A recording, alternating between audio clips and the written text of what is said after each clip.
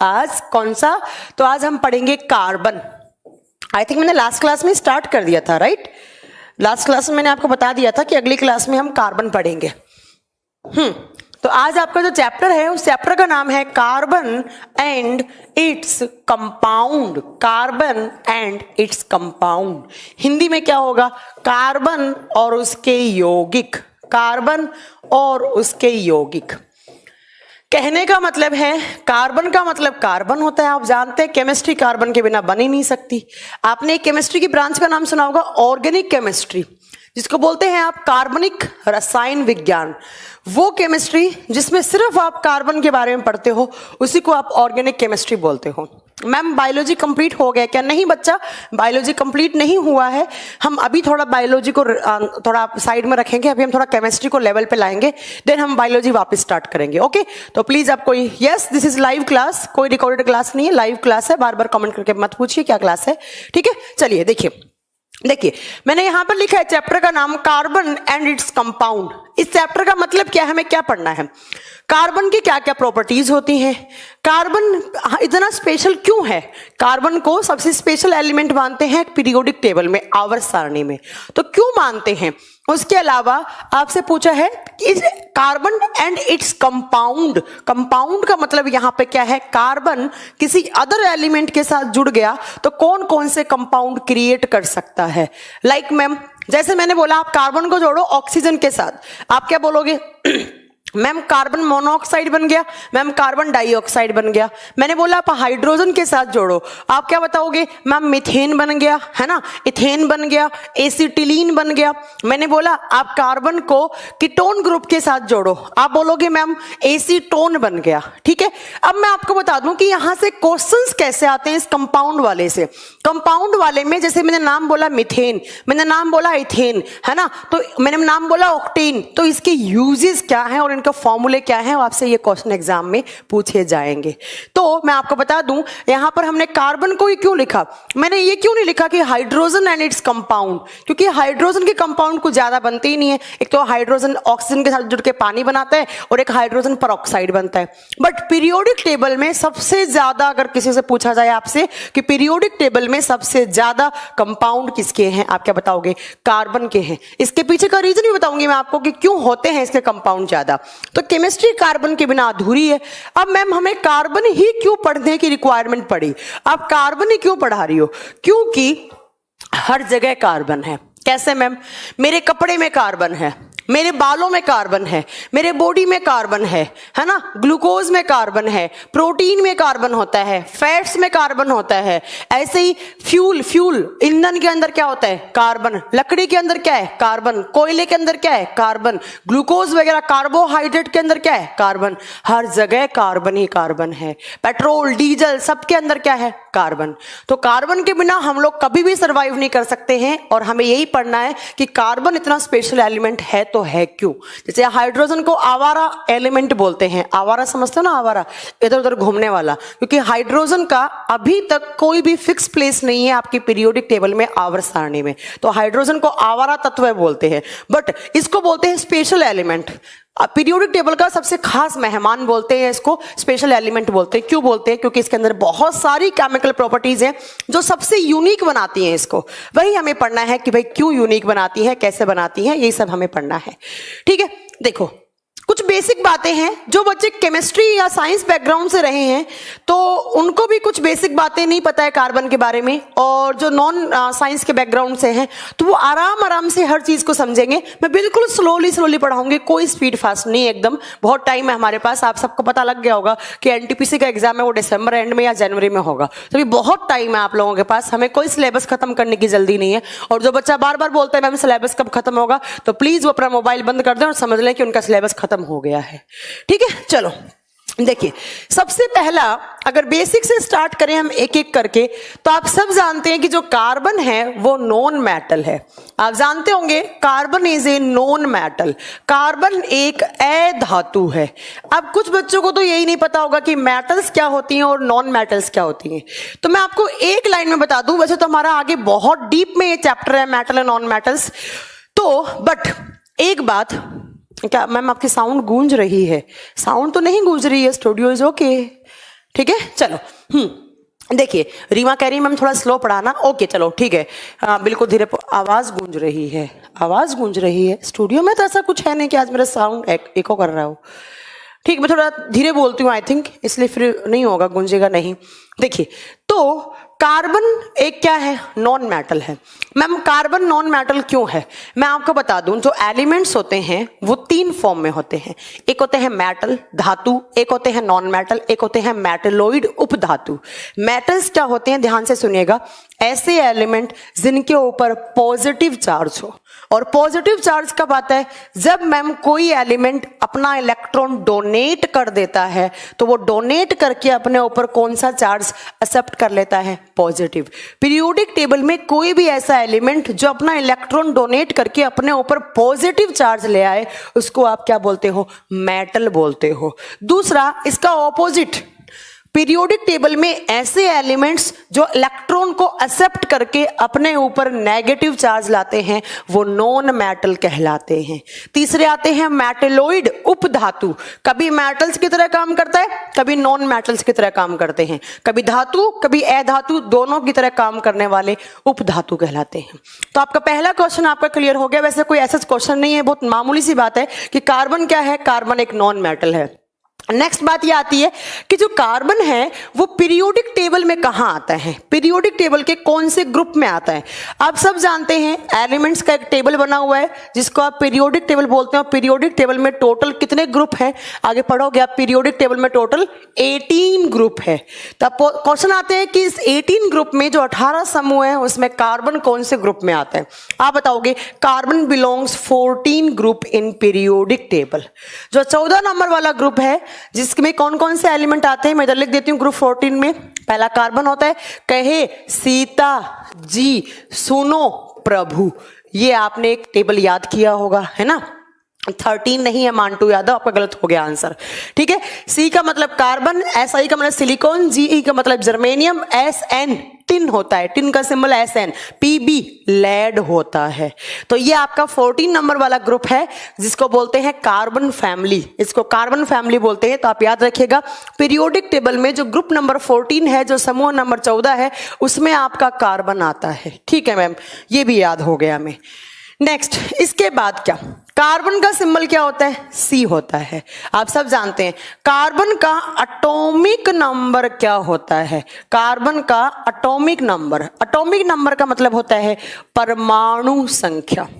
Atomic number को बोलते हैं आप परमाणु संख्या। अब कुछ बच्चों को एटॉमिक नंबर नहीं पता होगा कि एटॉमिक नंबर क्या होता है। ठीक है, देखिए एटॉमिक नंबर का सिंबल क्या होता है। पहले तो एग्जाम में देखो सीजीएल ने इतने थके हुए क्वेश्चन भी पूछ रखे हैं। एटॉमिक नंबर का सिंबल क्या है, एटॉमिक मास का सिंबल क्या है। जो एटॉमिक नंबर है उसको आप जेड से डिनोट करते हैं। किससे डिनोट करते हैं आप, जेड से डिनोट करते हैं।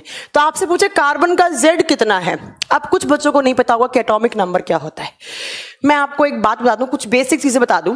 आप सब जानते होंगे कि जो नॉन लिविंग थिंग्स हैं या कोई भी मॉलिक्यूल है या कोई भी एटम है, वो किससे मिलकर बना हुआ है। तो मैम वो किससे मिलकर बना हुआ है, आप क्या बताएंगे, वो एटम से मिलकर बना हुआ है। एटम इस ब्रह्मांड का सबसे छोटा पार्टिकल है। कोई भी मॉलिक्यूल है, कोई भी अणु है, वो किससे मिलकर बना हुआ होता है मैम, वो परमाणुओं से मिलकर बना हुआ होता है। किससे, परमाणुओं से। ये एटम है, atom is the smallest substance of universe. ब्रह्मांड का सबसे छोटा जो सब्सटेंस है वो क्या होता है, एटम होता है। अब इस एटम के भी सब एटॉमिक पार्टिकल्स होते हैं, इसमें भी सब परमाणु पाए जाते हैं। कौन कौन से आप बताएंगे, 3 होते हैं। इस एटम के न्यूक्लियस में होता है एन का मतलब न्यूट्रॉन, पी का मतलब प्रोटॉन, और बाहर जो ऑर्बिट्स होते हैं उनमें कौन रहते हैं, इलेक्ट्रॉन रहते हैं। राइट, ये इतनी बात कोई बताने वाली बात नहीं थी मैम, ये तो हम स्कूल से ही पढ़ते आ रहे हैं। तो आप बताएंगे कि कार्बन भी क्या है, एक एलिमेंट है, और वो एलिमेंट किस फॉर्म में है मैम, वो नॉन मेटल की फॉर्म में है। तो कार्बन का भी एक एटम है, और कार्बन की एटम में भी 3 सब पार्टिकल्स हैं। जो सबसे बाहर ऑर्बिट्स कक्षाओं में चक्कर काटते हैं, जो रिवॉल्व होते रहते हैं, वो इलेक्ट्रॉन है। जो नाभिक के अंदर है वो न्यूट्रॉन और प्रोटॉन है। अब मैंने यहां पर एक टर्म लिखा एटॉमिक नंबर क्या होता है, तो मैं आपको बता दूं किसी भी एटम के न्यूक्लियस में जितने भी नंबर ऑफ प्रोटॉन्स हैं, नंबर ऑफ प्रोटॉन है, वही उसका एटॉमिक नंबर है, वही उसकी संख्या कौन सी, परमाणु संख्या है। ठीक है, किसी भी परमाणु के नाभिक में जितने प्रोटॉन की संख्या है वही उसकी परमाणु संख्या कहलाती है। अब आप सब जानते होंगे कार्बन के न्यूक्लियस में कितने प्रोटॉन होते हैं, 6 होते हैं, है ना। कार्बन के न्यूक्लियस में कितने प्रोटॉन, 6। तो बताइए जरा प्रोटॉन कितने, 6। तो जितने नंबर ऑफ प्रोटॉन है उतना ही क्या है उसका एटॉमिक नंबर। एटॉमिक नंबर का सिंबल क्या, Z। तो आप बताएंगे कार्बन का एटॉमिक नंबर कितना होता है, 6 होता है। ठीक है, चलो मैम, अब मैं आपको बता दूं एटॉमिक नंबर को लिखते कहाँ हैं। तो एटॉमिक नंबर को जो भी सिंबल होता है जिस एलिमेंट का उसके पैरों में लिखते हैं, यहां पर एटॉमिक नंबर लिखा जाता है। ये आपका 6 मैंने यहां पर लिख दिया, 6। अब दूसरा केमिस्ट्री में एक टर्म आता है कि कार्बन का, आपको एटॉमिक नंबर तो पता लग गया, अब बात आता है कि कार्बन का एटॉमिक मास कितना होता है। नेक्स्ट है एटॉमिक मास। एटॉमिक मास जिसको बोलते हैं आप द्रव्यमान संख्या या परमाणु द्रव्यमान भार, या परमाणु भार भी बोल सकते हैं आप, या परमाणु भार। अब मैम ये एटॉमिक मास क्या होता है, एटॉमिक मास को किससे डिनोट करते हैं, आप बताओगे ए। इसका सिंबल क्या होता है मैम, ए होता है। अब एटॉमिक मास होता क्या है, जैसे एटॉमिक नंबर क्या था, नंबर ऑफ प्रोटॉन, प्रोटॉन की संख्या। अब बात आता है एटॉमिक मास क्या है, किसी भी एटम के न्यूक्लियस में प्रोटॉन और जो न्यूट्रॉन है उसके सम को आप क्या बोलते हो, मतलब पूरा का पूरा न्यूक्लियस क्या कहलाएगा, एटॉमिक मास। और इस न्यूक्लियस में सिर्फ प्रोटॉन है तो हम किसकी बात कर रहे हैं, एटॉमिक नंबर की। तो आप बताओगे एटॉमिक मास क्या होता है, आप बताओगे sum of P plus N, sum of P plus N। इसके नीचे लिख सकते हैं आप sum of P plus N। P का मतलब प्रोटॉन, N का मतलब न्यूट्रॉन। मैम प्रोटॉन और न्यूट्रॉन की संख्या का जो सम है, जो जोड़ है, वो क्या कहलाता है, एटॉमिक मास कहलाता है। तो जरा यहाँ आइए, हमने जब कार्बन के एटम की बात की है तो ये कार्बन का एटम, और कार्बन के एटम में 6 क्या बताए थे मैम ने, प्रोटॉन। और कार्बन के एटम के न्यूक्लियस में 6 ही क्या होते हैं, न्यूट्रॉन होते हैं, 6 ही क्या होते हैं, न्यूट्रॉन। और जब 6 और 6 को प्लस करोगे तो कितना आ जाएगा मैम, जब 6 और 6 को प्लस करेंगे हम तो कितना बन जाएगा, यहाँ पे 12 बन जाएगा। तो आपसे एग्जाम में पूछे कि कार्बन का एटॉमिक मास कितना, 12। ठीक है, और कार्बन का सिंबल क्या था, 6। तो कार्बन को आप कैसे डिनोट करते हो, यहाँ पे 6, ये क्या है, ये Z है। Z क्या होता है, एटॉमिक नंबर। यहाँ क्या लिखा जाएगा, 12, और 12 क्या होता है, एटॉमिक मास। एटॉमिक मास का सिंबल क्या होता है, A होता है। समझ में आया, इतना कुछ समझ में आया। अब देखो, जब मैंने कार्बन के, हाँ एक बार मैं फिर रिपीट कर देती हूँ, एक बच्चा बोल रहा है मैम रिपीट कर दो। एटॉमिक नंबर होता है नंबर ऑफ प्रोटॉन, किसी भी एटम के न्यूक्लियस में, नाभिक में जितना नंबर ऑफ प्रोटॉन है वो उसका एटॉमिक नंबर है। जब नाभिक को पूरे को, न्यूक्लियस को काउंट कर रहे हो, मतलब सम ऑफ P प्लस N को ला रहे हो, तो वो क्या हो जाएगा, एटॉमिक मास। एटॉमिक नंबर हमेशा पैरों में लिखा जाता है, एटॉमिक मास हमेशा ऊपर लिखा जाता है, हेड पे लिखा जाता है। इसको हेड बोलते हैं, सर बोलते हैं, इसको पैर बोलते हैं। ठीक है, अब मैम जो आपने Z लिखा है, इस Z का मतलब क्या क्या है, ये किस किस को, ये जो मैंने 6 नंबर लिखे ना, ये किस किस को डिनोट कर रहा है। अगर आपको कभी बुक्स में ऐसा लिखा हुआ मिल जाए, कैसा, तो मैं वापस लिख देती हूं उधर की साइड, आपको लिखा हुआ मिल जाए C612, तो इस 6 का मतलब क्या क्या है, ये किस किस चीज को डिनोट कर रहा है, ये 3 चीजों को डिनोट करेगा। क्या क्या, ये बोलेगा नंबर ऑफ प्रोटॉन, क्या बोलेगा, पहला P। तो आपसे पूछे कार्बन के न्यूक्लियस में कितने प्रोटॉन है, 6। दूसरा आप यहां पर बताएंगे नंबर ऑफ इलेक्ट्रॉन, Pe, कितने इलेक्ट्रॉन है, 6। और नेक्स्ट Z का मतलब क्या बताया था मैम ने, एटॉमिक नंबर। तो ये 6 ही तो कार्बन के न्यूक्लियस में प्रोटॉन होते हैं, 6 ही इलेक्ट्रॉन होते हैं, और 6 ही उसका एटॉमिक नंबर होता है। ठीक है, तो आप याद रखेंगे, इसको पेज नाम से याद कर लो कि हर एक एलिमेंट के पैरों में पेज होता है, पेज होता है। पेज का मतलब प्रोटॉन, इलेक्ट्रॉन, एटॉमिक नंबर। और जो ऊपर 12 है, ये किसको डिनोट कर रहा है मैम, ये A को डिनोट करता है, और A क्या होता है मैम, एटॉमिक मास होता है, परमाणु भार होता है। जरा बताइए, अब मैं अगर कोई आपसे पूछे कि कार्बन में इलेक्ट्रॉन कितने हैं, 6, प्रोटॉन कितने हैं, 6। अब मैम न्यूट्रॉन तो पता नहीं लग रहा है यहाँ पे, देखो प्रोटॉन हो गए, इलेक्ट्रॉन हो गया मैम, बट हमें न्यूट्रॉन तो पता नहीं है। तो कोई भी एलिमेंट के एटम के अंदर अगर आपको न्यूट्रॉन ज्ञात करने हैं, अगर न्यूट्रॉन का पता लगाना है तो एक फॉर्मूला होता है, क्या फॉर्मूला, तो n बराबर a माइनस जेड। नाज, ये पेज था, ये नाज, न्यूट्रॉन निकालने का फॉर्मूला होता है a माइनस जेड।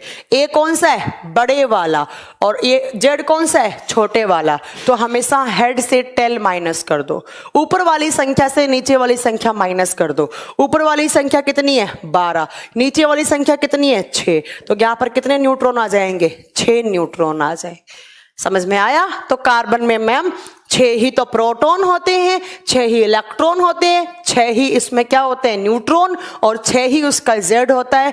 बट जब प्रोटॉन न्यूट्रॉन को सम करोगे तो कितना आ जाएगा, 12। और 12 क्या होता है उसका, atomic mass, atomic mass.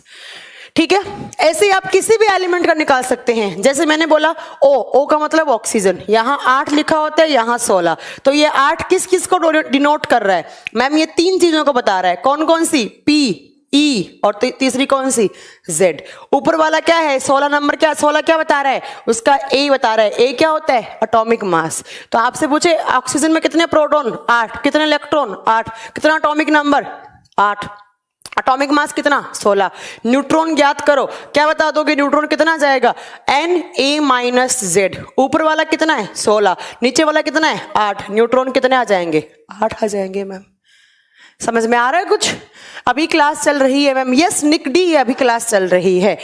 Next एक मैं आपको एग्जांपल देती हूँ, जरा मुझे बताइए कि इसके अंदर कितने प्रोटॉन है, कितने न्यूट्रॉन है। कभी आपसे एग्जाम में पूछ लिया जाए फ्लोरीन 9, 19, मुझे इसमें न्यूट्रॉन की संख्या बताइए कितने हैं, जल्दी से बताइए कि फ्लोरीन के एटॉमिक नंबर 9 है, एटॉमिक मास 19 है, इसमें न्यूट्रॉन की संख्या कितनी है, जल्दी बताओ इसमें न्यूट्रॉन की संख्या कितनी है, जल्दी बताइएगा। इसमें न्यूट्रॉन की संख्या, प्रोटॉन नहीं पूछा है मैंने बच्चा, मैंने यहां पर न्यूट्रॉन पूछा है। न्यूट्रॉन कितना आ जाएगा मैम, यहां पर ऊपर वाले में से नीचे वाला माइनस कर दो, 19 माइनस 9 कितना आ जाएगा, 10। तो न्यूट्रॉन ऐसे निकाल लेते हैं। ठीक है, यस सबने सही बताया, कोई ये बात बताने वाली थी नहीं, कोई गलत बता ही नहीं सकता, ऐसा कुछ था ही नहीं। ठीक है, चलो हो गया।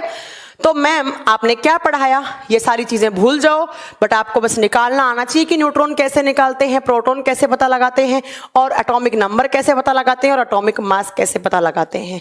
हमने अभी तक क्या पढ़ा, हमने पढ़ा कि कार्बन जो है वो कैसा एलिमेंट है, वो एक मैम नॉन मेटल है, अधातु है। अधातु क्या होती है मैम, जो जनरली इलेक्ट्रॉन एक्सेप्ट करे और जिनके ऊपर कैसा चार्ज हो, नेगेटिव चार्ज हो।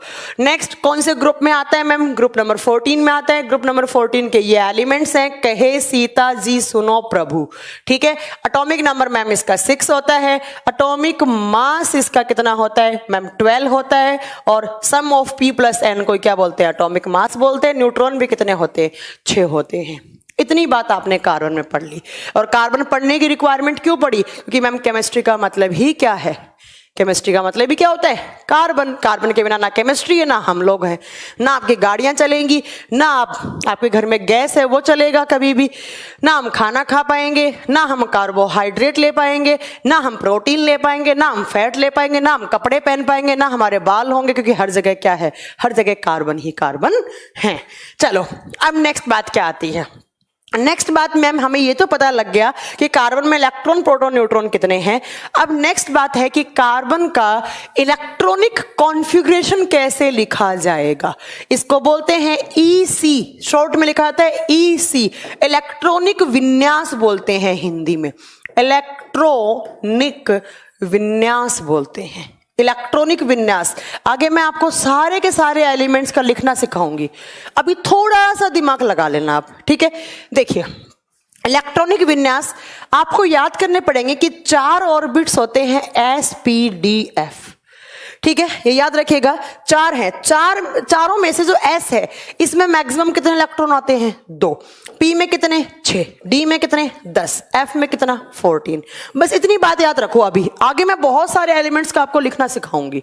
ठीक है, और इलेक्ट्रॉनिक कॉन्फ़िगरेशन होता है वो लिखा जाता है अकॉर्डिंग टू एटॉमिक नंबर। हम यहां पर किसकी बात कर रहे हैं, कार्बन की। कार्बन का एटॉमिक नंबर कितना है, 6। तो इसका कैसे लिखा जाएगा, जरा ध्यान से सुनिएगा।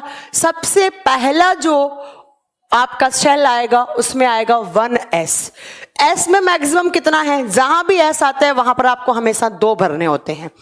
दूसरा आएगा यहां पर 2s2, मैम वापिस s आ गया, मैक्सिमम 2 होगा।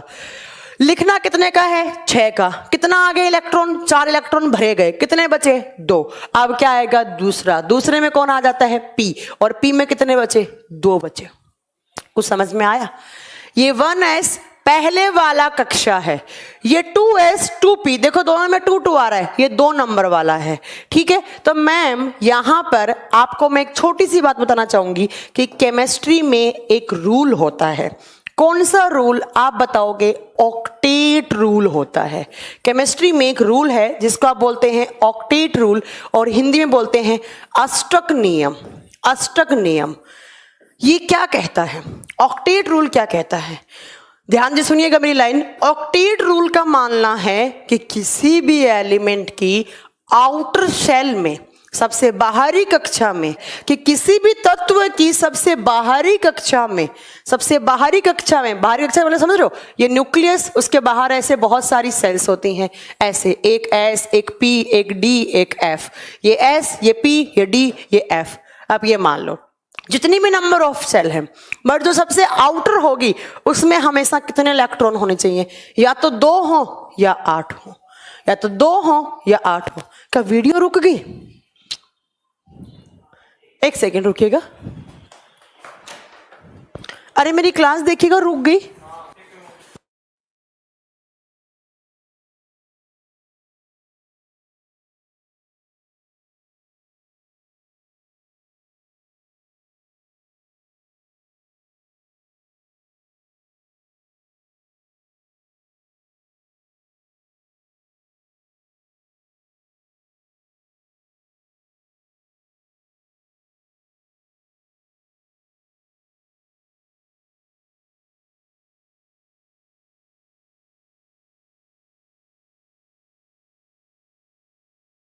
अरे कहाँ रुक गई, सब ठीक तो चल रहा है यार, तुम लोग भी ना यार।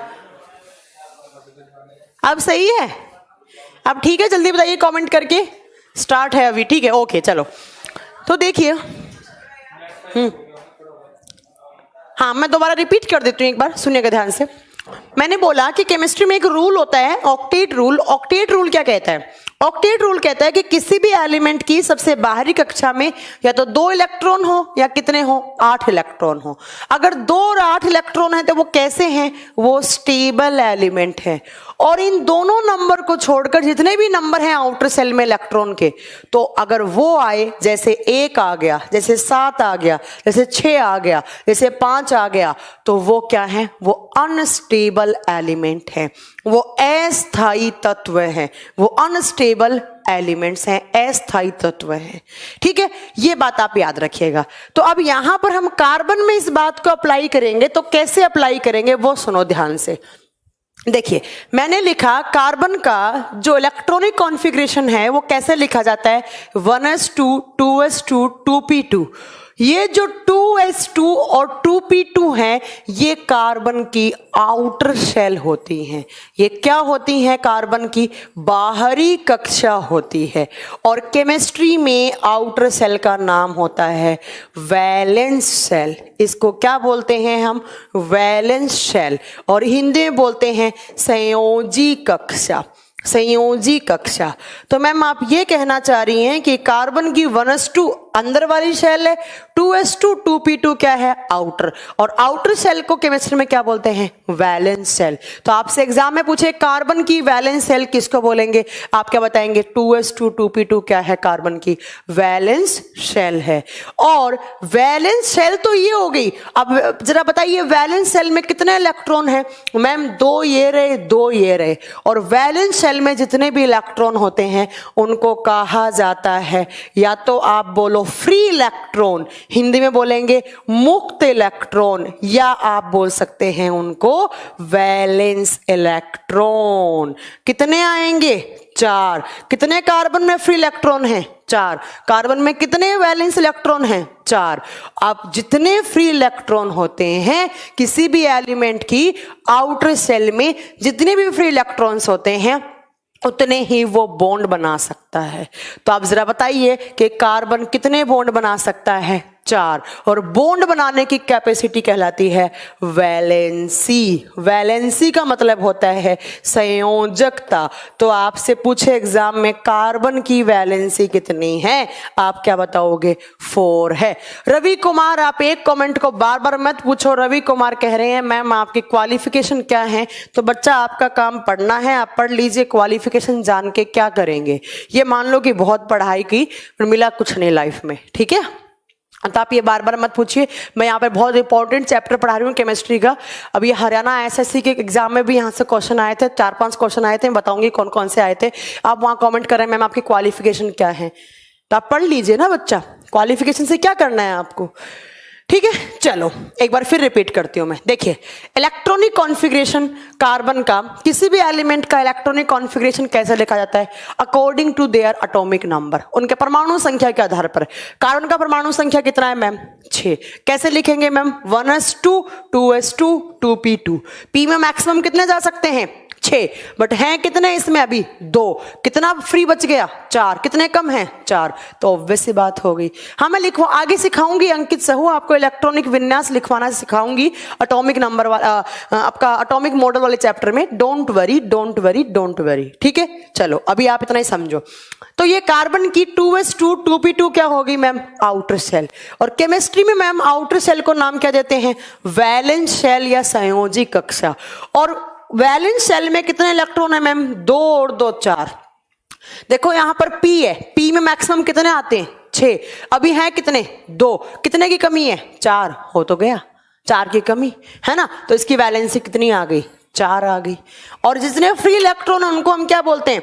वैलेंस इलेक्ट्रॉन या संयोजी इलेक्ट्रॉन बोलते हैं। तो आपसे एग्जाम में पूछे कार्बन की वैलेंसी कितनी? 4। अब वैलेंसी का मतलब क्या है? कार्बन कितने बॉन्ड बना सकता है। कार्बन कितने बॉन्ड बनाएगा? जितने फ्री इलेक्ट्रॉन होंगे उतने ही क्या बनेगा? उतने ही क्या बनेंगे? बॉन्ड बनेंगे। तो कार्बन कितने बॉन्ड बनाएगा? 4 बॉन्ड बनाएगा। कार्बन कितने बंध बनाएगा? 4। मैंने आपको अभी एक सेंटेंस बोला कि ऑक्टेट रूल क्या कहता है? ऑक्टेट रूल कहता है कि अगर या तो 2 होने चाहिए या 8 होने चाहिए। बट मैम यहां तो कितने हैं? यहां तो 4 हैं, है ना। तो आप जरा बताइए मुझे कितने करने हैं हमें कार्बन की आउटर सेल में? मैम 8 करने हैं। चलो 2 तो नहीं हो सकते, 8 करने हैं। तो जरा बताइए 8 करने के लिए कितने की कमी है? 4 की कमी है। तो कार्बन कितने बॉन्ड बनाएगा? 4 ही बॉन्ड बनाएगा।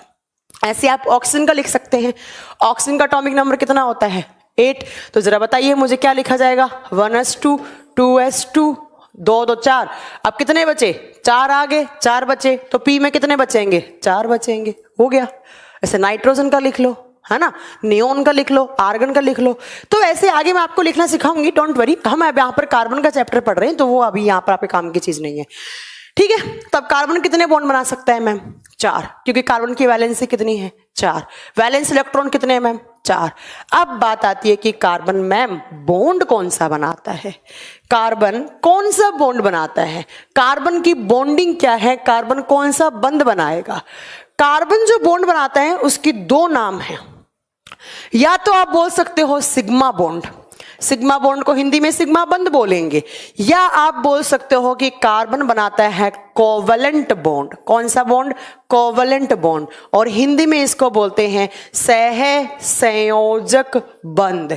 सह संयोजक बंध। आप बताओगे कि कार्बन या तो सिग्मा बॉन्ड या आप बोलोगे कोवलेंट बॉन्ड बनाता है। अब पहले इस कोवलेंट का मतलब समझो क्या होता है।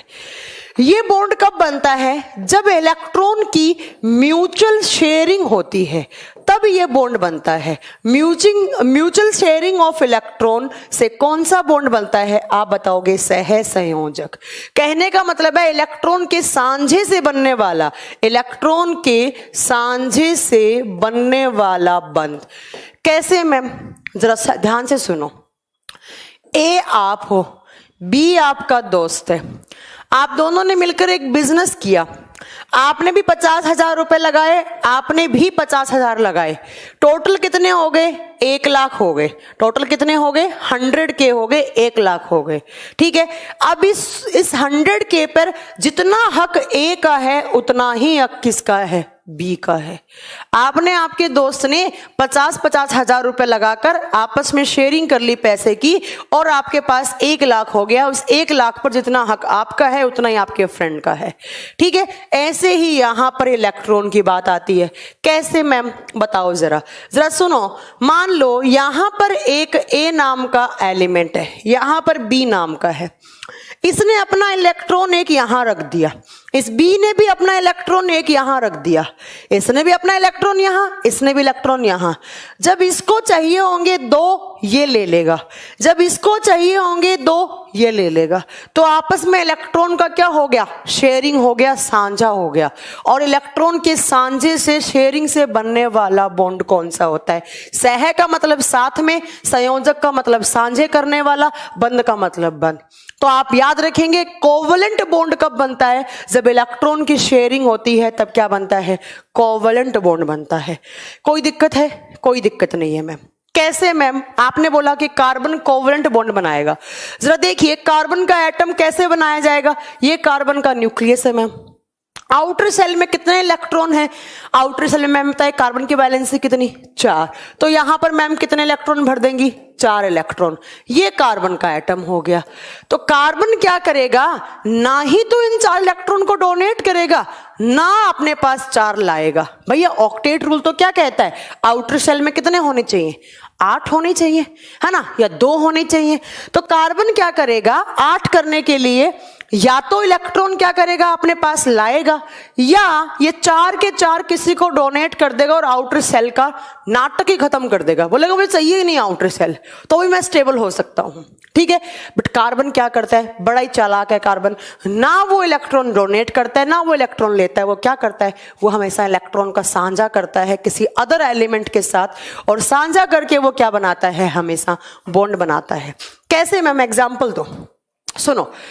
ये कार्बन, एक कार्बन, ये इसके 4 इलेक्ट्रॉन, 1 2 3 4। भाई फ्री इलेक्ट्रॉन कितने? 4। अब यहां पर ये कार्बन क्या करेगा?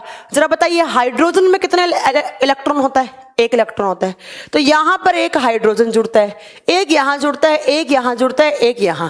ये हाइड्रोजन था बाहर, ये क्रॉस वाले जो बनाए मैम ने वो हाइड्रोजन के बनाए। मैम एक कार्बन, कार्बन के 4 इलेक्ट्रॉन, 4 हाइड्रोजन, ये किसकी स्ट्रक्चर है? ये CH4 की। जब कार्बन को चाहिए इसने ले लिया, जब इस हाइड्रोजन को चाहिए होगा वो भी इन इलेक्ट्रॉन को ले लेगा, ये भी ले लेगा कार्बन, और इस हाइड्रोजन को चाहिए होगा वो भी ले लेगा, ये भी ले लेगा, इसको चाहिए होंगी ये भी ले लेगा, ये भी ले लेगा, इसको चाहिए होंगी ये भी ले लेगा। मतलब इलेक्ट्रॉन की क्या होगी? शेयरिंग। स्ट्रक्चर किसकी बनेगी? CH4। CH4 क्या होता है? मीथेन होता है। ठीक है, अभी भी अगर आपको समझ में नहीं आया, मैं आगे केमिकल बॉन्डिंग पढ़ाऊंगी, बहुत अच्छे से आपको समझ में आएगा। बस अभी आप इतना याद रखो कि कार्बन की वैलेंसी 4 और कार्बन बॉन्ड कौन सा बनाया? कोवलेंट। अब मैम आपने इधर की साइड एक सिग्मा बंध भी लिखा है। सिग्मा बंध का मतलब क्या है? जब इलेक्ट्रॉन की आमने सामने से, शेयरिंग से ओवरलैपिंग हो तो बनने वाला बॉन्ड सिग्मा बॉन्ड कहलाता है। नहीं समझ में आया? एक इलेक्ट्रॉन यहां से, एक इलेक्ट्रॉन यहां से, ये बी एलिमेंट है, ये ए एलिमेंट है, इसको चाहिए होंगे ये लेगा, इसको चाहिए होंगे ये लेगा। तो 2 इलेक्ट्रॉन जो आमने सामने से शेयरिंग करते हैं, 2 अलग अलग एलिमेंट के इलेक्ट्रॉन जो आमने सामने से इलेक्ट्रॉन की शेयरिंग करते हैं, तो आमने सामने से इलेक्ट्रॉन की शेयरिंग से बनने वाला बॉन्ड कौन सा होता है? Sigma bond. तो आपसे एग्जाम में पूछेगा कार्बन कौन सा बॉन्ड बना सकता है, आप बताओगे आमने सामने से सिग्मा बॉन्ड, जिसको बोलेंगे शेयरिंग से सिग्मा बॉन्ड। और वैसे कौन सा बॉन्ड बनाएगा? कौन सी केमिकल बॉन्डिंग? कोवलेंट बॉन्ड बनाएगा, सह संयोजक बंध बनाएगा। अब मैंने बताया कि कार्बन की वैलेंसी कितनी? 4। कार्बन कितने बॉन्ड बना सकता है? 4। इसीलिए कार्बन को कहा जाता है कि कार्बन की स्ट्रक्चर कैसी होती है? आप बताओगे टेट्रावैलेंट होती है। टेट्रावैलेंट का मतलब होता है चतुष्फलकीय।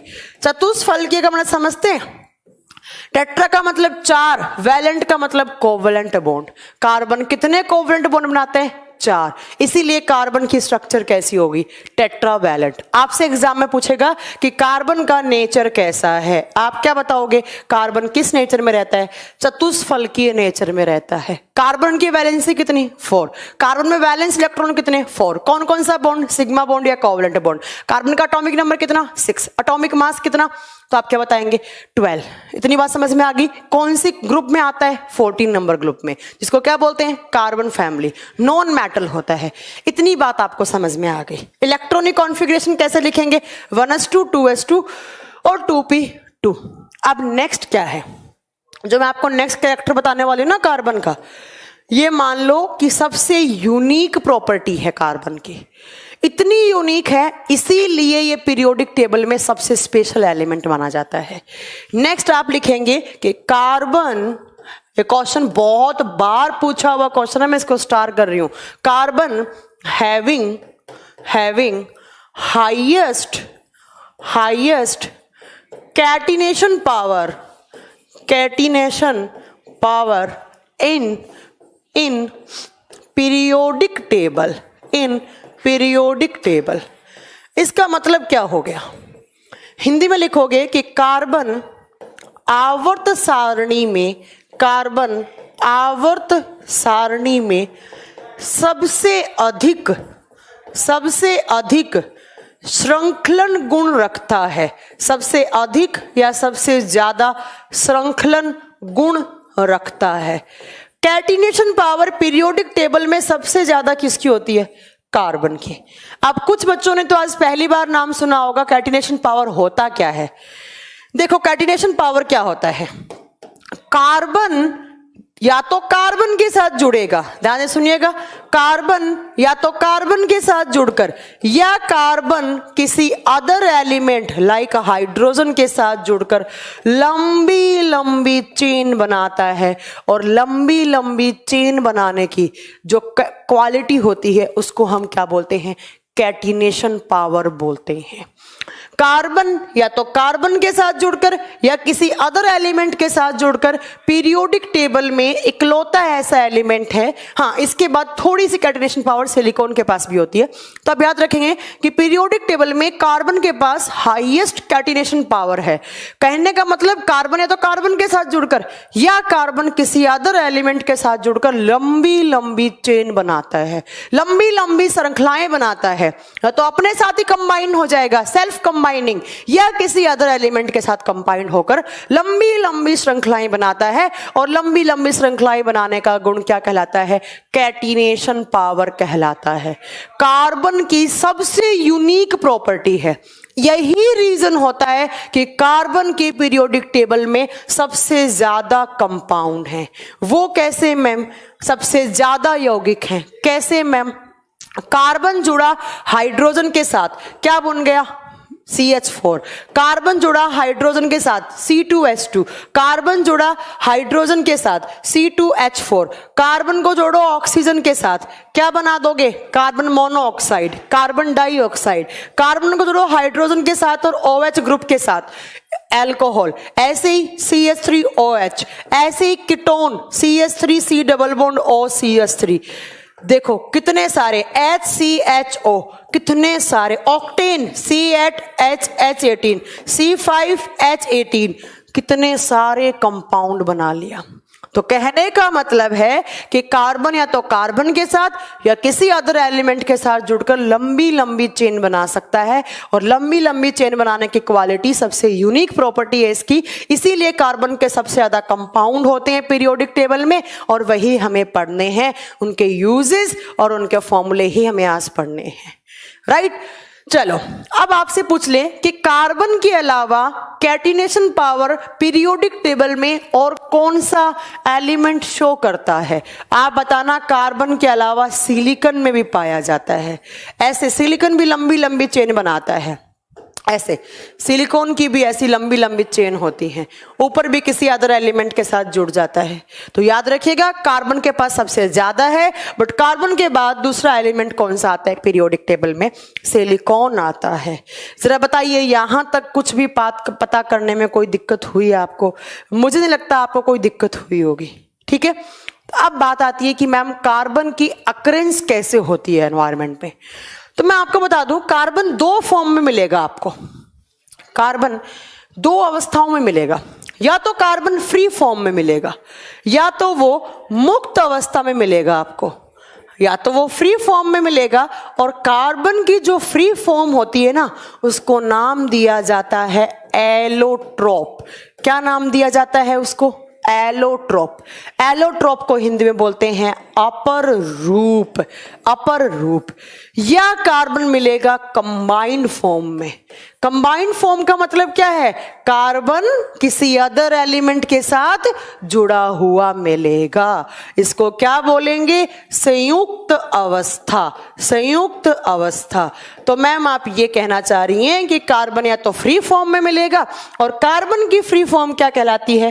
कार्बन की फ्री फॉर्म को नाम देते हैं एलोट्रोप, अपर रूप। या वो कंबाइंड फॉर्म में।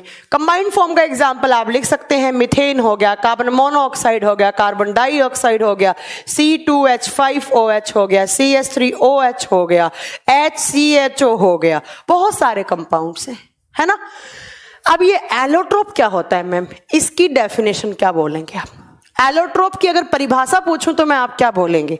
तो आप बोलेंगे मैम कि एक ही एलिमेंट के अलग अलग रूप, जिनकी फिजिकल प्रॉपर्टीज तो अलग अलग हैं, but chemical properties almost same होती हैं। सेम नहीं बोला मैम ने, ऑलमोस्ट सेम। ऐसे एलिमेंट के, एक ही एलिमेंट के अलग अलग प्रकार के रूप, जिनकी फिजिकल स्ट्रक्चर अलग अलग but chemical properties almost same हो, वो क्या कहलाते हैं? आप लिखेंगे जिनकी फिजिकल प्रॉपर्टीज डिफरेंट हो। फिजिकल प्रॉपर्टीज डिफरेंट हो, दिखने में बाहर से अलग दिखेगा आपको। भौतिक अवस्थाएं क्या हो जिनकी, या भौतिक गुण क्या हो, अलग अलग हो मैम। बट केमिकल प्रॉपर्टीज क्या हो मैम? ऑलमोस्ट सेम हो। बट जिनकी केमिकल प्रॉपर्टीज क्या हो मैम? केमिकल प्रॉपर्टीज मैम एक जैसी या लगभग एक जैसी हो, लगभग एक जैसी हो, सेम हो, तो उसको क्या कहते हैं हम? उसको, उस एलिमेंट के हम क्या नाम देंगे? अपर रूप नाम देंगे। आप डेफिनेशन लिखेंगे एलोट्रोप के। एक होता है आइसोटोप, आइसोबार, आइसो इलेक्ट्रॉन, वो आगे बताएंगे, ठीक है। आप लिखेंगे कि elements that are having different physical properties but having same chemical properties are known as allotropes. वे तत्व जिनके भौतिक गुण अलग अलग हो लेकिन रासायनिक गुण लगभग समान हो, क्या कहलाते हैं? अपर रूप कहलाते हैं। तो कहने का मतलब मैम, कार्बन के भी क्या हैं? अपर रूप हैं। यस, बिल्कुल हैं। और कार्बन के अपर रूप कितने होते हैं? क्या आप बता सकते हैं मुझे कि कार्बन फ्री फॉर्म में कितने टाइप से पाया जाएगा? आप बताओगे कार्बन के 4 एलोट्रोप होते हैं। कौन कौन सा? Number 1 is diamond. डायमंड का मतलब हीरा। हीरा ठाकुर नहीं है यहाँ पे, हीरा का मतलब हीरा, डायमंड उंगली में पहनने वाला, है ना।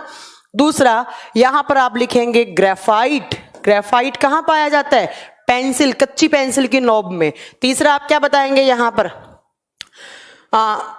बकमिनिस्टर फुलरीन। फुलरीन, फुलरीन का नाम फुलरीन ही होता है ना। और चौथा एक और नाम है जिसको बोलते हैं आप ग्रेफीन। ग्रेफीन ये नया है, 2000 में आया था, 2001 या 2002 की बात है, तब आया था, ठीक है। आप लिखेंगे कि इस नेचर में, इस प्रकृति में कार्बन 4 तरीके से मिल सकता है। या तो डायमंड की फॉर्म में मिलेगा, डायमंड एक कार्बन ही होता है, ठीक है। ग्रेफाइट पेंसिल की नोब में कार्बन है। फुलरीन माइक्रोचिप बनाने में काम आता है, आपने कभी नहीं देखा होगा, डॉक्टर वगैरह देखते हैं ये। इसके अलावा ग्रेफीन जो बुलेट प्रूफ जैकेट बनाने में काम आता है, ठीक है। तो ये हमें एक एक करके चारों पढ़ने हैं, इनके क्या यूज हैं, क्या क्या क्वेश्चन बन सकते हैं इनसे।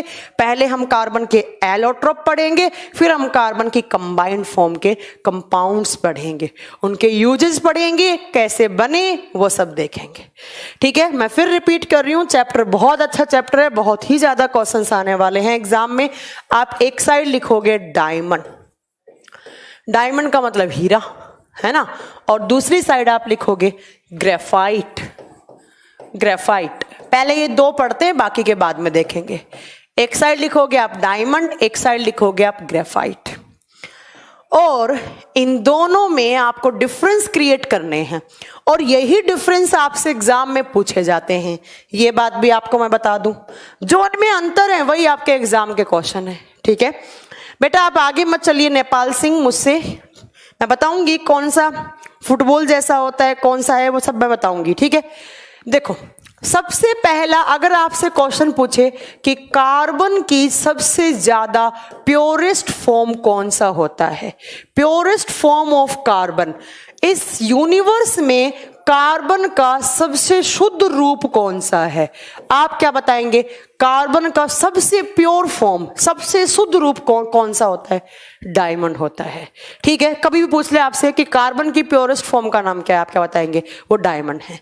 दूसरा, जो डायमंड है वो नेचुरल हार्डेस्ट सब्सटेंस है, नेचुरल हार्डेस्ट सब्सटेंस है। क्यों है वो आगे की बात है, अभी तो आप लिखेंगे कि यह प्राकृतिक मतलब नेचुरल फॉर्म में पाए जाने वाला प्राकृतिक सबसे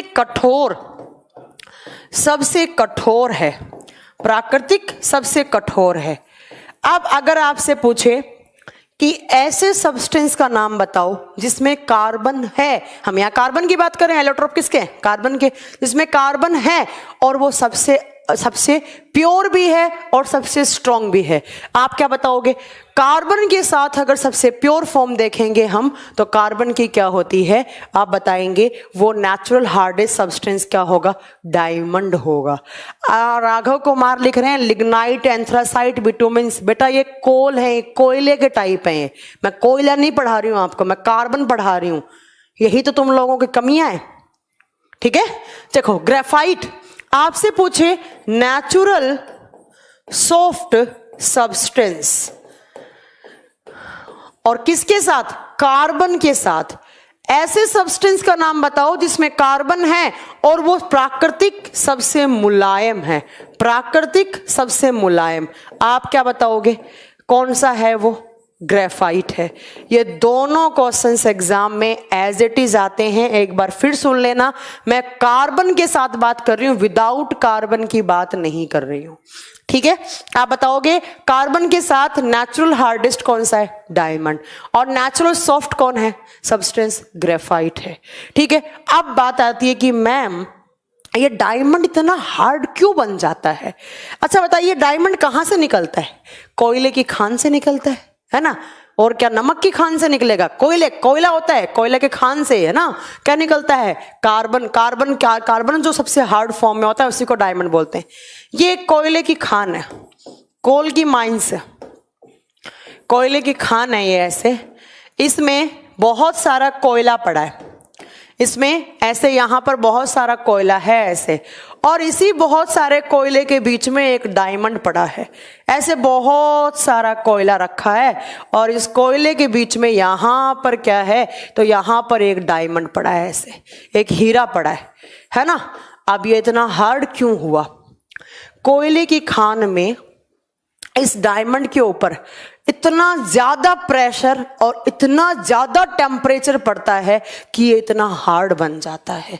आप बताएंगे कि कोयले की कोल माइंस में हाई टेम्परेचर और हाई प्रेशर की वजह से कोयले के ऊपर इतना ज्यादा टेम्परेचर पड़ जाता है, इतना ज्यादा तापमान, इतना ज्यादा दाब पड़ जाता है कि वो इतना ज्यादा हार्ड हो जाता है। जब हार्ड फॉर्म में बाहर निकलेगा तो वो क्या होगा? वो डायमंड होगा, वो हीरा होगा। तो याद रखिएगा कि डायमंड कहां से मिलता है? कोल माइन से मिलता है, कोयले की खान से मिलता है। भाई जब कोयला कार्बन है, कार्बन तो है का डायमंड में क्या है? कार्बन ही है, बट वो अलग फॉर्म है, वो एक टाइप का एलोट्रोप है। ठीक है, तो याद रखिएगा कि कोयले की खान में बहुत सारा, जब कोयले के ऊपर दबाव पड़ता है, बहुत ज्यादा तापमान, बहुत ज्यादा आपका प्रेशर पड़ता है, तो वो कोयला इतना हार्ड बन जाता है कि बाहर निकलेगा तो वो क्या कहलाएगा? वो डायमंड कहलाएगा।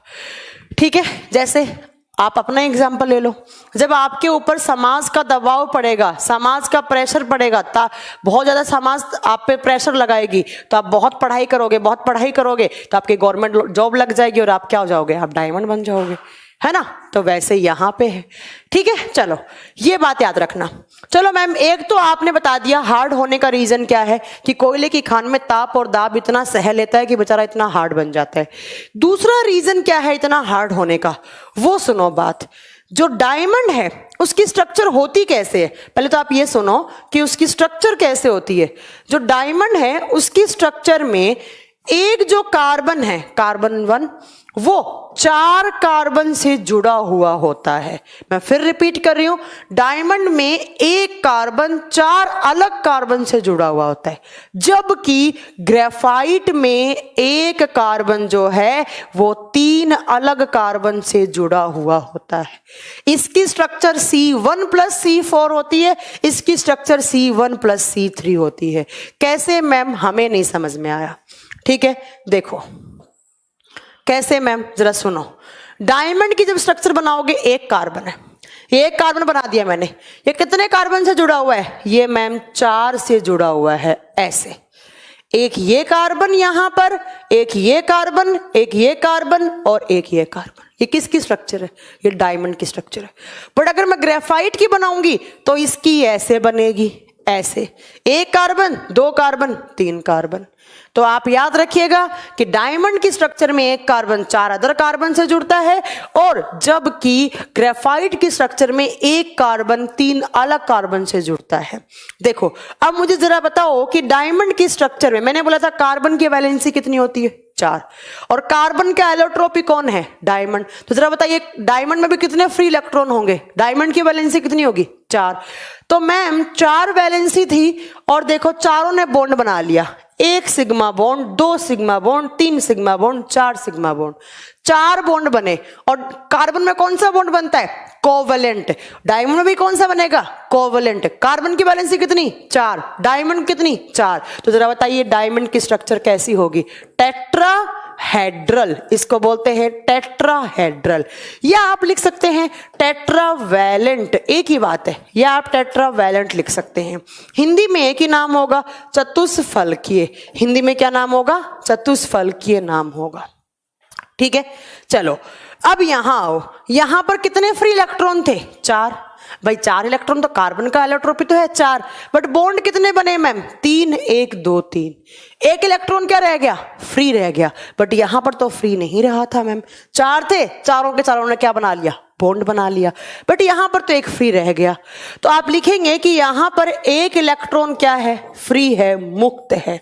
ठीक है, और इसकी जो स्ट्रक्चर बन रही है, ये इसकी देखो डायमंड की कैसे, ट्राइपोड देखा आपने, ट्राइपोड ऐसे आकर ऐसे नीचे क्या होते हैं, उसके 3 पैर होते हैं। ये ट्राइपोड जैसी स्ट्रक्चर होती है, जिसको टेट्राहेड्रल या टेट्रावैलेंट बोलते हैं।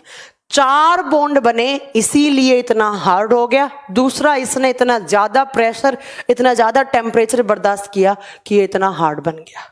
ठीक है, तो आप याद रखेंगे कि इसमें एक कार्बन 3 अलग कार्बन से, यहां पर एक कार्बन 4 कार्बन से जुड़ता है।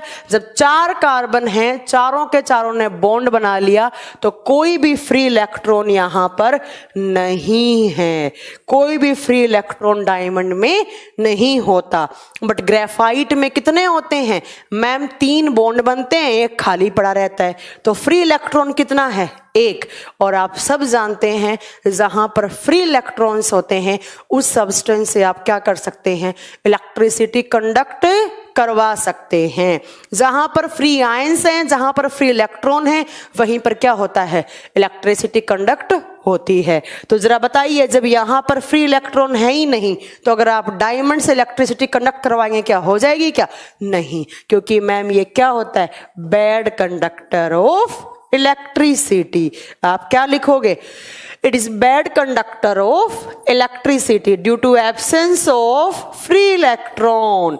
यह विद्युत का कुचालक होता है।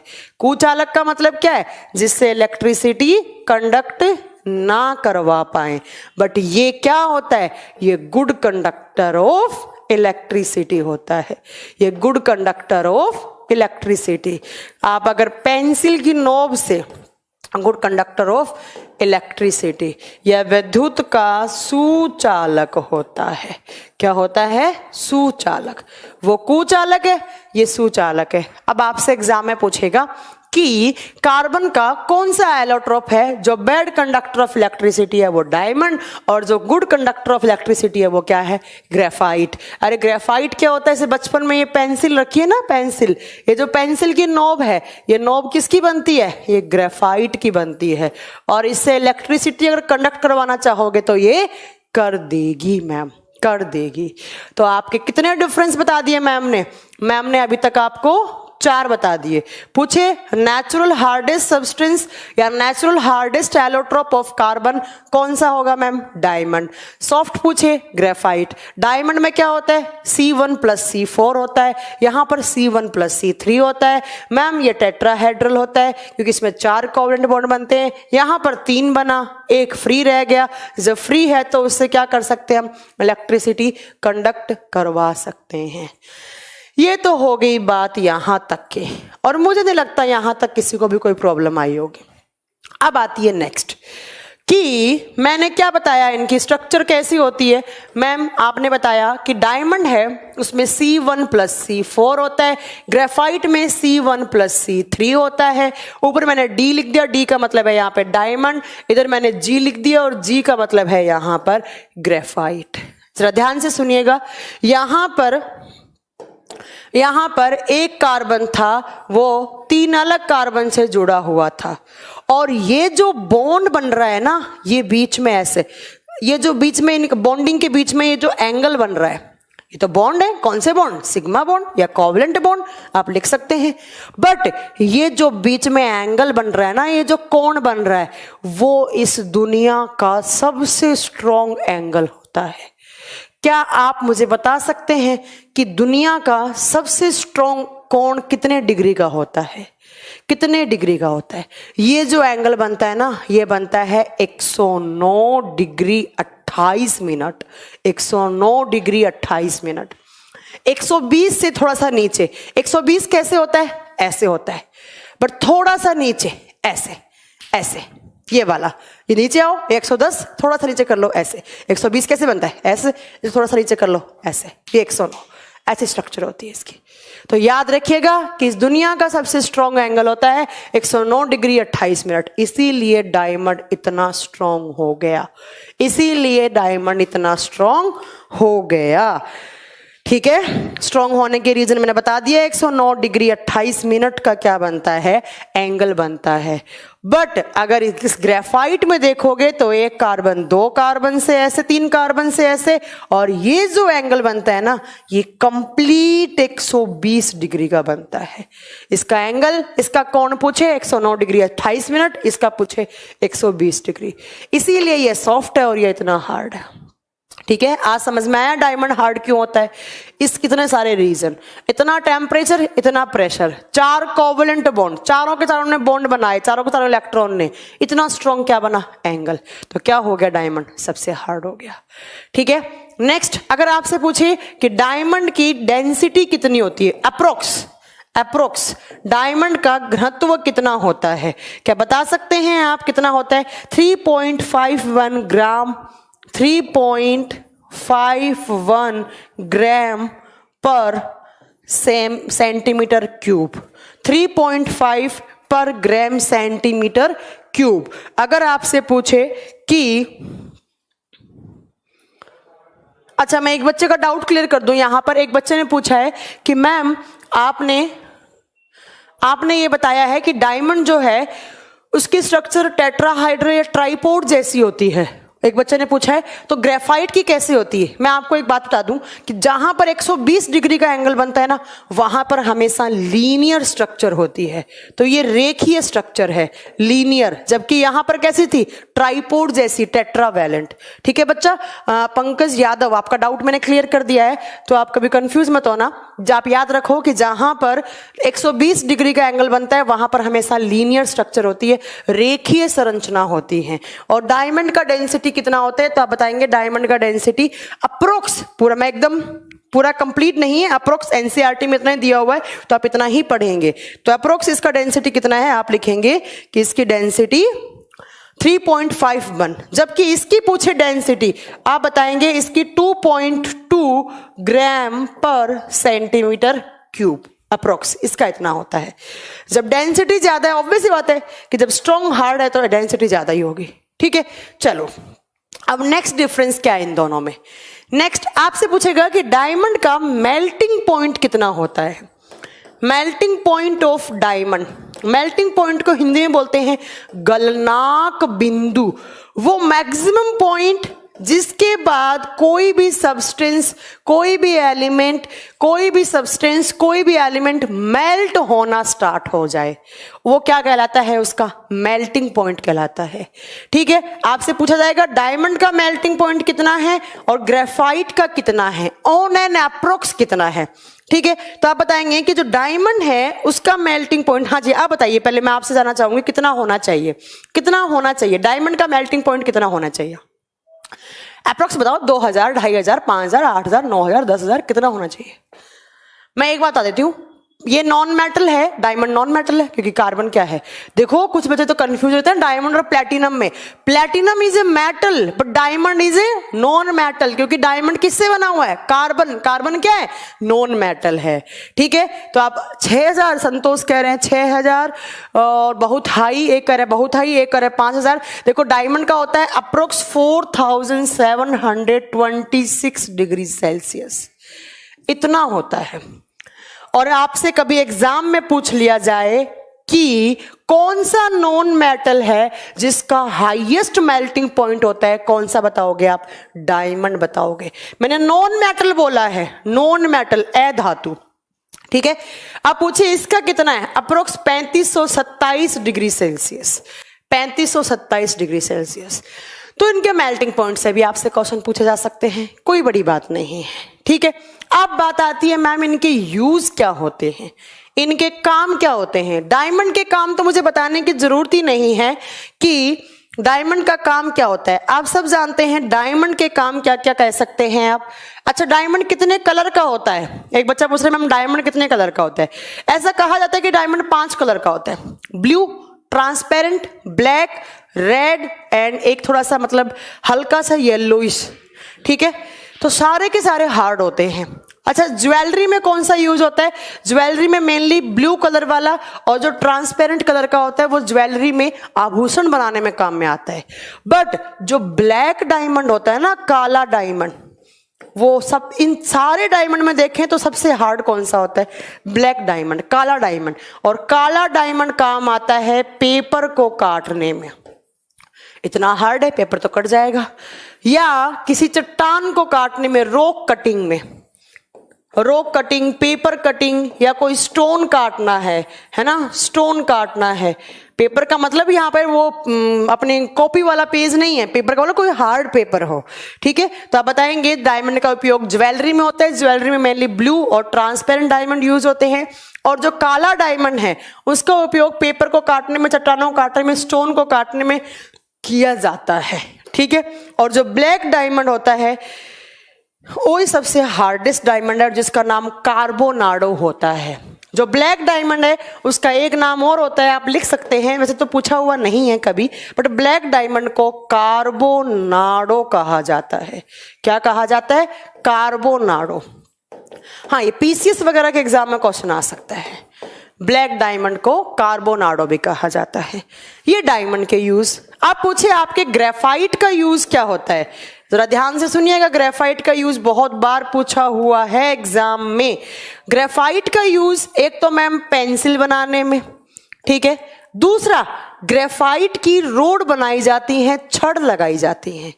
और ये रोड कहाँ लगती हैं, ये एज ए कंट्रोल रोड की तरह भी काम कर सकती हैं, या आप बोलोगे ये एज ए मॉडरेटर की तरह काम आता है। मॉडरेटर को बोलते हैं मंदक, कंट्रोल रोड को बोलते हैं नियंत्रक छड़। और ये कहां पर काम आती हैं तो आप बताओगे एज ए कंट्रोल रोड या as a moderator nuclear reactor में काम आती हैं। न्यूक्लियर रिएक्टर नाभिकीय यंत्र में काम आती हैं। नाभिकीय यंत्र क्या होता है, जहां पर न्यूक्लियर रिएक्शंस करवाते हैं। जहां पर न्यूक्लियर रिएक्शंस करवाते हैं। ठीक है, चलो मैं एक बार फिर रिपीट कर रही हूं, याद रखिएगा। इट इज, देखो कंट्रोल रोड में मेनली क्या काम आता है, बेरियम और कैडमियम की आती है, बट अगर वो नहीं है तो आप ग्रेफाइट को भी यूज में ले सकते हैं। न्यूक्लियर रिएक्टर क्या होता है, जहां पर एटॉमिक बॉम्ब बनाया जाता है, हाइड्रोजन बॉम्ब बनाया जाता है, जहां पर इलेक्ट्रिसिटी जनरेट की जाती है। ठीक है, ये आगे आप पढ़ोगे। सबसे महंगा डायमंड कोहिनूर डायमंड होता है, जो जिसको रूबी डायमंड या कोहिनूर इनमें से कोई होता है महंगा। ठीक है, तो आप याद रखेंगे it is used as a moderator in nuclear reactor, नाभिकीय अभिक्रियाओं में मंदक के रूप में। मंदक का मतलब है स्लो। जब रेट ऑफ रिएक्शन इंक्रीज होती है बहुत ज्यादा, तो वहां पर ग्रेफाइट की रोड लगा दी जाती है, तो वो रेट ऑफ रिएक्शन क्या कर देती है, डिक्रीज कर देती हैं। तो नाभिकीय अभिक्रियाओं में किसी भी नाभिकीय अभिक्रिया की दर को कम करने के लिए नियंत्रक छड़ या मंदक के रूप में ग्रेफाइट का उपयोग किया जाता है। ठीक है, ये यूज से क्वेश्चन आ गया। अब एक आपके लिए ना नया टर्म है, अब टर्म तो है नया बट एग्जाम में क्वेश्चन आता है। देखो एक टर्म होता है केमिस्ट्री में हाइब्रिडाइजेशन। हाइब्रिडाइजेशन हिंदी में बोलते हैं संकरण। संकरण आपके सिलेबस में नहीं है, कोई सिलेबस में नहीं पूछा जाता, ये नीट वगैरह के एग्जाम में आता है, IIT JEE के एग्जाम में आता है। हाइब्रिडाइजेशन में क्या होता है, अरेंजमेंट किसी भी कोई भी सब्सटेंस का जो अरेंजमेंट है, जो उसकी व्यवस्था का क्रम है, जो क्रम है, उसी को आप बोलते हो हाइब्रिडाइजेशन। आप याद रखेंगे कि मैम ने क्या बताया, मैम ने बताया कि ये डायमंड है, ये ग्रेफाइट है, डायमंड C1 + C4 है। जब 4 कार्बन में से एक कार्बन यहां आ गया, कितने बचे, 3, तो इसमें हाइब्रिडाइजेशन होता है sp3। यहां पर होता है C1 + C3, जब एक यहां आ गया तो 2 बचे, तो इसका अरेंजमेंट होता है sp2। आपको कुछ नहीं करना है, आप रट्टा लगा लो कि in the structure of diamond sp3 hybridization is found, but in the structure of graphite sp2 hybridization is found। ठीक है, डायमंड की संरचना में sp3 प्रकार का संकरण और ग्रेफाइट की जो अरेंजमेंट है, इसके जो फ्री इलेक्ट्रॉन्स है, उनका sp2 टाइप का होता है, sp2 टाइप का होता है। ये आप याद रखेंगे किसमें, डायमंड एंड ग्रेफाइट में। इनका मेल्टिंग पॉइंट और कौन सा गुड कंडक्टर है, कौन सा बैड कंडक्टर है, इनका एंगल और इनकी स्ट्रक्चर, एक की लीनियर होती है, एक की टेट्राहाइड्रल होती है, ये आप याद रखेंगे। ठीक है, चलो नेक्स्ट अब आपसे मैं ना एक क्वेश्चन और आपको नोट डालकर लिखना है, क्योंकि ये सीपीयू के एग्जाम में पूछा हुआ है। ग्रेफाइट से 2 क्वेश्चन और बनते हैं। डायमंड आपका कंप्लीट हो गया, इससे आपको डायमंड में कुछ नहीं पढ़ना। ठीक है, अब ग्रेफाइट से 2 पॉइंट और याद रखने हैं। आपने कभी पेंसिल की नोब को छील के अपने हाथ में लेकर ऐसे उंगलियों के बीच में लिया हो, तो आपको हल्की सी चिकनी लगी होगी। जो पेंसिल का नोब का पाउडर है, उसको आपने कभी लिया होगा तो देखा होगा हल्का सा स्लिपरी लगता है हमें। तो ये क्वेश्चन आता है कि क्यों स्लिपरी लगती है आपको ग्रेफाइट। ग्रेफाइट को जब आप टच करोगे, छुओगे, तो वो हल्की सी स्लिपरी लगेगी। क्यों लगेगी, क्योंकि मैम ग्रेफाइट जो होती है उसकी स्ट्रक्चर ऐसे लेयर में होती है, ऐसे लेयर में है। जो आपका ग्रेफाइट है उसकी स्ट्रक्चर लेयर में होती है, परत में, ये लेयर है।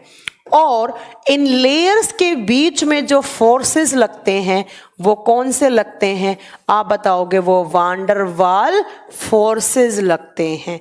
और आप सब जानते हो वांडर वाल फोर्सेस क्या होते हैं, सबसे कमजोर, या वांडर वाल बॉन्ड तो कौन सा, सबसे कमजोर। इस लेयर के बीच में जो फोर्स लग रहे हैं वो कौन से, वांडर वाल फोर्स लग रहे हैं। मैंने जैसे ही ग्रेफाइट को ऐसे चिपका दिया, ऐसे थोड़ा सा प्रेशर दिया, तो मैं आपको बता दूं, अरे नरोत्तम, जो आपके सिलेबस में नहीं है उसकी आप फालतू डिमांड मत कीजिए। यहाँ पे जो सिलेबस में है वो ही पढ़ाया जाएगा आपको। ठीक है, तो आप याद रखिएगा कि जैसे ही आपने पेंसिल की नोब को ऐसे आपने टच किया, तो उसकी लेयर्स के बीच में कौन सा बॉन्ड था, कौन से फोर्स लग रहे थे, वांडर वाल फोर्स। और वांडर वाल फोर्स सबसे कमजोर होते हैं, वीकेस्ट फोर्स होते हैं, और वो टूट जाएंगे। और टूटने से स्लाइड की ओवरलैपिंग हो जाएगी, और उसी ओवरलैपिंग की वजह से आपको ग्रेफाइट कैसा कैसा फील होगा? आपको स्लिपरी, आपको चिकना फील होगा। तो आपका एग्जाम में क्वेश्चन क्या बनेगा? एग्जाम के लिए बहुत अच्छा क्वेश्चन है कि ग्रेफाइट छूने पर चिकना क्यों लगता है? आप बताओगे due to presence of van der Waals forces between their two layers. दो परतों के बीच में वांडरवाल बंद पाया जाता है। जब आप दाब लगाओगे उसके ऊपर तो वांडरवाल बंद टूट जाएगा और स्लाइड्स की ओवरलैपिंग हो जाएगी, और ओवरलैपिंग से हमें क्या फील होगा? वो स्लिपरी फील होगा, चिकना फील होगा। एक तो ये क्वेश्चन था जो मैं 2 की बात कर रही थी। अब आइए नेक्स्ट क्वेश्चन क्या है।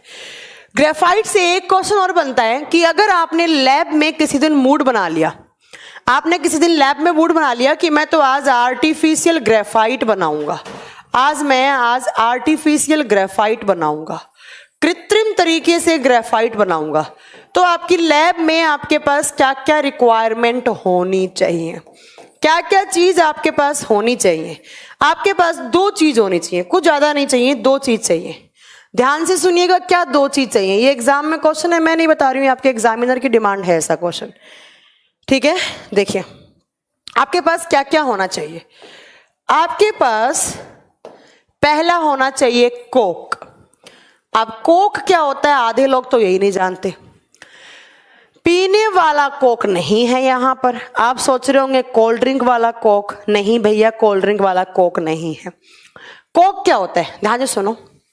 जब आप कोयले को जलाते हो, जब कोयले को आप जलाते हो तो कोयले के जलने से आगे पढ़ोगे हालांकि आप, तो एक बुझा हुआ कोयला मिलता है। इसको कोयले को जलाने के बाद जो बुझा हुआ कोयला है उसको ही आप बोलते हो कोक। तो आप याद रखिएगा, एक मैम ने बताया था बुझा हुआ चूना, बुझा हुआ लाइम कौन सा था? Calcium hydroxide. बट यहां पर हम क्या बता रहे हैं? यहां पर हम बात कर रहे हैं बुझे हुए कोयले की। जब कोयले को ऑक्सीजन की एब्सेंस में रखते हैं तो कोयला 4 चीजों में टूटता है। पहला हो गया कोक, दूसरा हो गया अमोनिया गैस, तीसरा हो गया कोल टार जिसको तारकोल बोलते हैं, और एक कोल गैस और निकलती है। ये सब आपको आगे पढ़ाया जाएगा। आप तो याद रखो कि कोक क्या होता है? बुझा हुआ कोयला। तो आपको आर्टिफिशियल ग्रेफाइट बनाने के लिए 2 चीज पूछे। अच्छा, इसको इंग्लिश में क्या बोलेंगे तो बता देती हूं मैं। स्लैग्ड कोल, स्लैग्ड कोल, बुझा हुआ कोयला। बट बुझा हुआ चूना क्या होता है? Calcium hydroxide. ठीक है, साथ में आपको चाहिए SiO2। आप सब जानते हैं ये क्या है? सिलिका है। और इन दोनों का एक मिक्सर बनाओ और इस मिक्सर को आप रख दो अप्रोक्स 3500 डिग्री सेल्सियस टेम्परेचर पर। उसके बाद इसको ठंडा करो, और ठंडा करने के बाद जो आपको चीज मिलेगी उस चीज में वही क्वालिटी होंगी जो आपकी ग्रेफाइट में थी, और यहां पर बन जाएगा आपका आर्टिफिशियल ग्रेफाइट। कैसा ग्रेफाइट? कृत्रिम ग्रेफाइट। तो आपसे एग्जाम में पूछा जा सकता है कि आर्टिफिशियल ग्रेफाइट बनाने के लिए आपको क्या क्या चीज चाहिए? आप बताओगे आर्टिफिशियल ग्रेफाइट बनाने के लिए हमारे पास मैम एक बुझा हुआ कोयला होना चाहिए, एक SiO2 होना चाहिए, दोनों का मिक्सर, दोनों का मिश्रण बनाएंगे हम और उसको रख देंगे 3500 डिग्री सेल्सियस टेम्परेचर पर। फिर इसको ठंडा करेंगे। ठंडा करने पर जो मटेरियल मिलेगा हमें, वो क्या मिलेगा हमें? वो उसमें ग्रेफाइट वाली ही क्वालिटी होंगी। ठीक है, और इसको आप एज ए लुब्रिकेंट, स्नेहक के रूप में, एज ए मॉडरेटर भी काम में ले सकते हो। बट मॉडरेटर के काम में लेना थोड़ा सा रिस्की हो जाएगा, तो एज ए लुब्रिकेंट आप इसको यूज में ले सकते हो। ये आपका डायमंड एंड ग्रेफाइट दोनों आपके एलोट्रॉप कंप्लीट हो गए। अब जरा नेक्स्ट देखिएगा क्या। नेक्स्ट 2 और बचते हैं जो आपसे एग्जाम में पूछे जा सकते हैं। एक है आपका फुलरीन। कौन सा था? फुलरीन। फुलरीन मैम, फुलरीन क्या होता है? तो मैं आपको बता दूं, फुलरीन के 2 नाम और होते हैं। आप इसको बोल सकते हो बकमिनिस्टर फुलरीन, क्योंकि बकमिनिस्टर नाम के साइंटिस्ट ने इसकी खोज की, या आप इसको बोल सकते हो बकी बॉल। बॉल का मतलब फुटबॉल। फुटबॉल के जैसी आकृति में जब 60 कार्बन आपस में जुड़ते हैं फुटबॉल की तरह, फुटबॉल के अंदर कुछ तो पेंटागोनल होते हैं, कुछ हेक्सागोनल होते हैं। ठीक है, तो आप बताएंगे कि जब 60 कार्बन या तो उनको बोलिए साउंड कम करें बाहर, जब 60 कार्बन फुटबॉल जैसी स्ट्रक्चर में अरेंज होते हैं तो उसको आप फुलरीन या उसको बकमिनिस्टर फुलरीन या बकीबॉल नाम क्यों बोला, क्यों पड़ा, क्योंकि वो फुटबॉल जैसा दिखता है। बकमिनिस्टर साइंटिस्ट ने इसकी खोज की तो इसको बकमिनिस्टर फुलरीन भी कहते हैं। ठीक है, इसको बकमिनिस्टर फुलरीन भी कहते हैं। अब बात आती है कि इसका काम क्या होता है। हाँ, इसकी स्ट्रक्चर एकदम फुटबॉल जैसी होती है, कुछ हेक्सागोनल होती हैं इसके अंदर, कार्बन से जुड़ते हैं, कुछ पेंटागोनल भी जुड़ जाते हैं बीच में, ऐसे कुछ पेंटागोनल भी जुड़ जाते हैं। और वो अरेंज कैसे होते हैं, तो वो फुटबॉल जैसी आकृति में अरेंज होते हैं, ऐसे।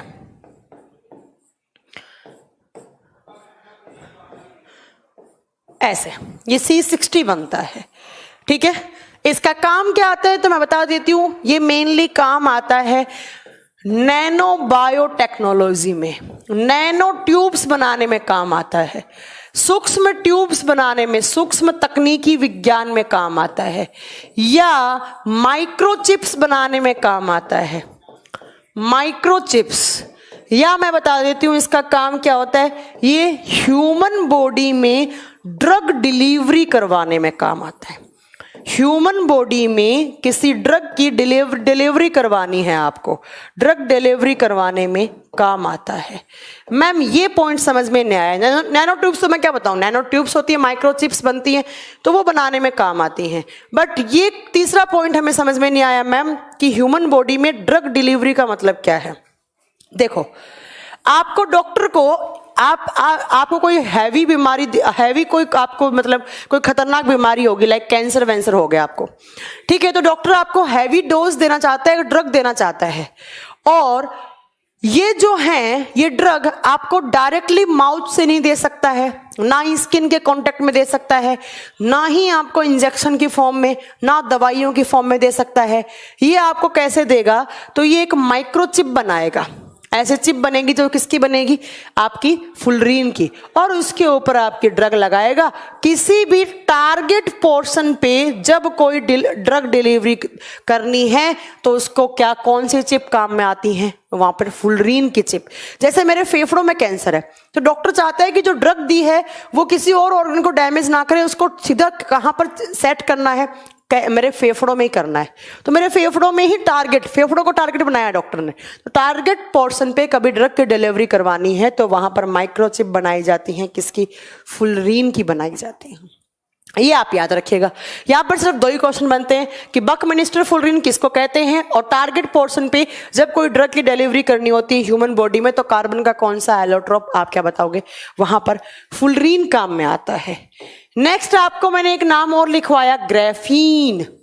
ग्राफीन, ठीक है, इस ग्राफीन की खोज की थी गिल नाम के साइंटिस्ट ने। कब, तो 2000 में खोज करना स्टार्ट किया था, कंप्लीट 2001 में हुई थी, और इसके लिए इनको 2010 में नोबेल प्राइज से इनको नोबेल प्राइज दिया गया था।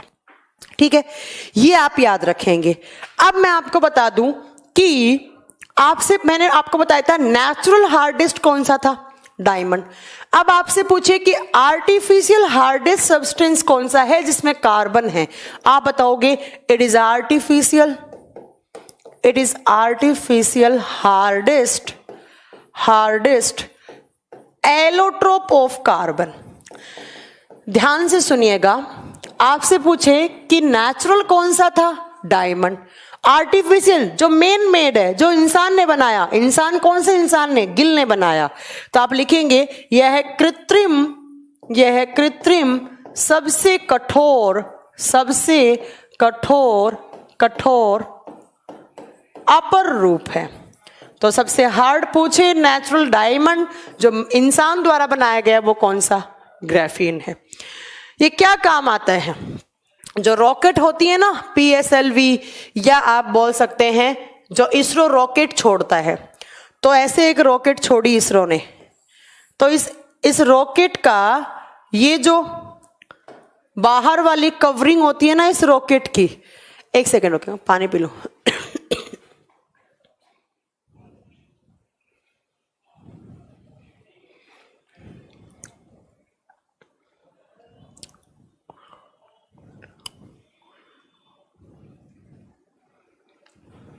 तो देखिए, ये जो आपकी इसरो वगैरह की जो रॉकेट होती है ना, इन रॉकेट की जो यहां से ये जो ऊपर वाली कवरिंग, ये जो जैकेट होता है, ये जैकेट किसका बनता है? आप क्या बताओगे?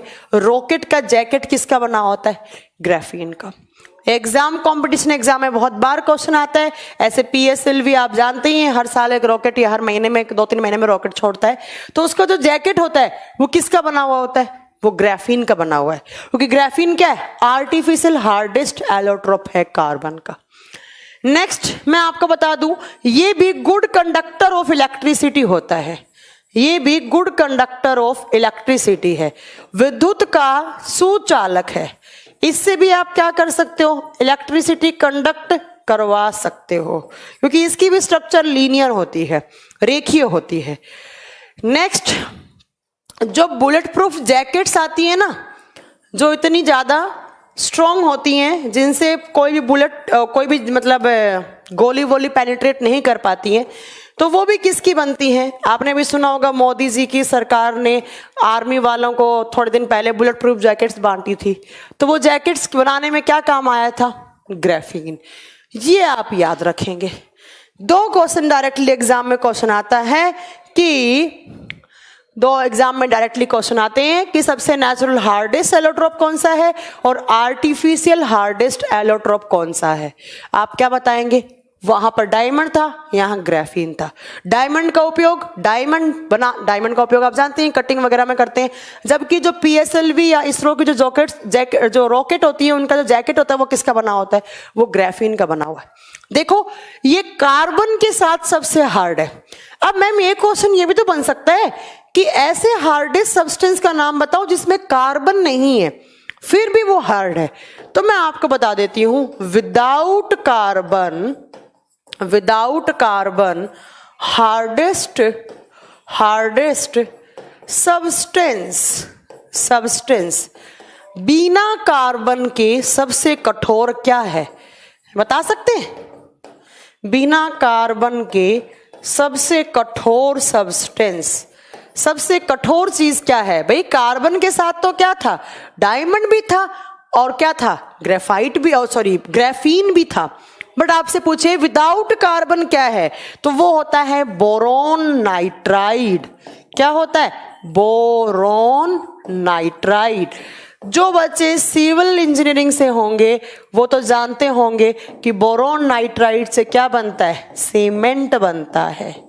क्या बनता है? सीमेंट। ठीक है, तो आप याद रखेंगे, इसमें कार्बन नहीं है, बोरोन नाइट्राइड सबसे हार्ड होता है, और वो क्या बनाने में काम आता है? वो मैम सीमेंट बनाने में काम आता है। क्या बनाने में? सीमेंट बनाने में। जो सबसे हार्ड सीमेंट आती है ना, RCC वगैरह, वो बनाने में काम आता है। ठीक है, बता देंगे इतनी बात।